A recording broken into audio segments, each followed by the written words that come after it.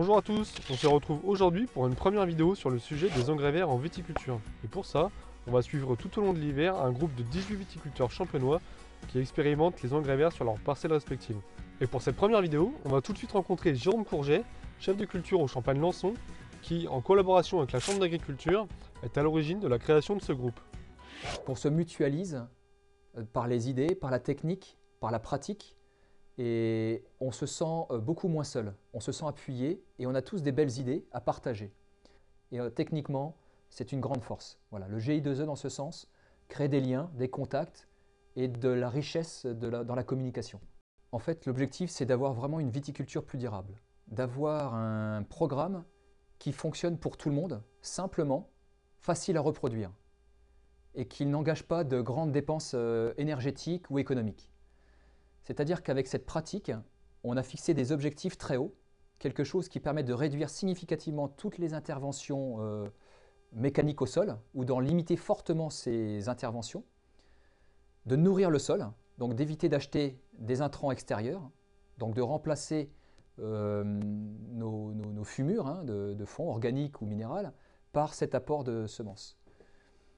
C'est de permettre également d'optimiser la biologie des sols, de le rendre plus vivant. On produit sur place du carbone par une plante qui va pousser, qui va être au départ de quelques centimètres. Arrivé à la fin de sa production, on est à quasiment 1,80 m de hauteur.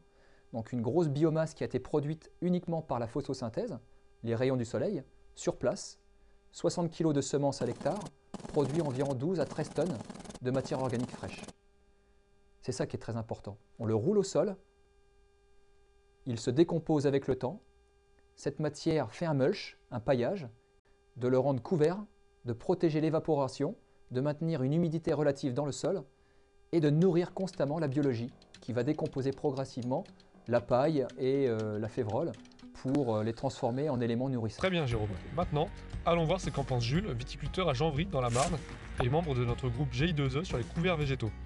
On a fait ça sur deux semis, deux dates différentes, donc plutôt fin août, donc avant vendange, et fin septembre après vendange. Donc ici, on est dans la parcelle semée, une des parcelles semées au fin août, avec, toujours avec le même matériel. Donc il y a un semoir type semi direct, adapté sur un enjambeur à chenilles, donc type Drago de la maison, et donc sur l'ensemble des semis réalisés avec celui-ci. Voilà pour cette première vidéo.